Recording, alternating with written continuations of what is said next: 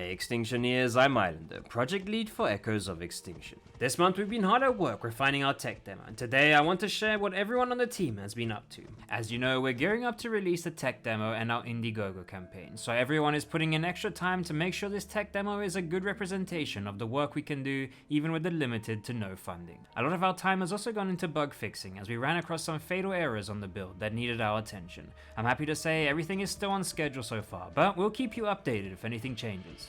One thing I want to mention, I've been hearing some concerns with the combat, some people hoping it doesn't become a tail riding competition, so here's a quick gift just to help ease your mind. Combat is going to be quite in depth in Echoes of Extinction. The tech demo will be quite basic, but as we progress, we have many ideas in mind to make combat more fun. With that being said, let's get into the rest of the devlog. Starting with the concepts, we have Victoria, who refined concept art for the treetop platforms, focusing on structural design, attachment methods, and how players will navigate these elevated walkways. These will not only be for one of the main villages that will be found in the Redwoods, but eventually also for players who decide they want to live amongst the trees. Treehouse building is going to be one of the many options when it comes to our tribal's building capabilities. On the modeling side, we have Boslav, who completed the final high-resolution sculpt of the tribal male character. This is one of the main male character models you will play as when spawning in as a male tribal. Currently, he is being readied for the tech demo, but our programmer Chica will explain a little bit more on that later in the video. Our male model, although complete, is going to need a lot more than just a model, so Arrived has been busy with a few props to help the player get started. Firstly, he adapted the horseshoe crab asset into a functional shield prop that players will be able to defend themselves with. He also modeled and refined a stone sword to complete the set. And lastly, he has started work on our tier 1 leather armor set, which will help keep tribal players protected in combat and against harsh weather. On the Dinosaur art side, we welcomed one of our newest team members, Yaroslav, who crafted an impressive suite of skin patterns. He meticulously iterated on coloration, scale variation, and gender dimorphism to give each species and even sex a unique look. If you'd like to see the full range of his work, check out the Steam dev blog, link in the description of this video, where we showcase all the skins that he has done this month. Raul, on the other hand, has taken some of these concepts and painted them onto our model, making detailed textures for the new Oranosaurus and the Eocarcharia. He also managed to complete the Purosaurus retopology, and rigged and posed the Puro in Blender for high quality renders.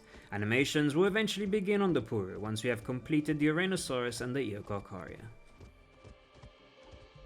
On the environment side of things, Esek has been keeping busy, overhauling the landscape materials, adding variation masks to eliminate tiling artifacts, and as a main priority has been working on performance to make sure players have a smooth experience while running around on the island. A lot of his time has also gone into bug fixing and debugging as we move closer to the release of the tech demo, and want to make sure the landing is as smooth as can be. As a quick update on the UI side, Void finalized the revamped crafting UI concept and is continuing work on all the other panels that will be necessary for our tribals and dinosaurs. We have decided to go with a more themed look to better fit the style of our game.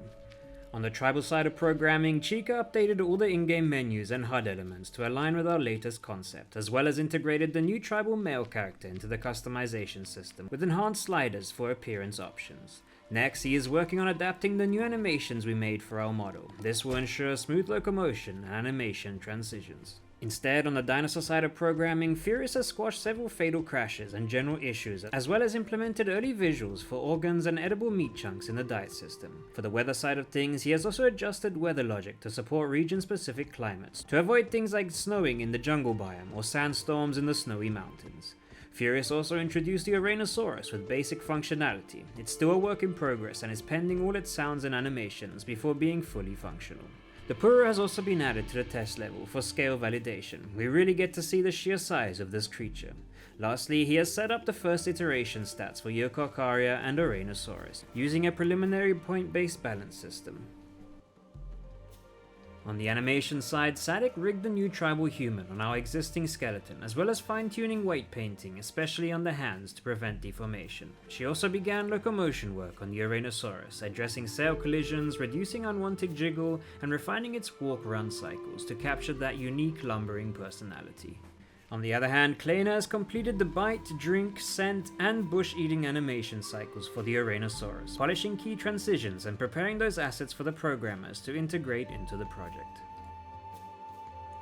Lastly, on the sound side of things, Soundrings has started putting together the Juvie Eocarcharia sounds, which we can give a bit of a listen to.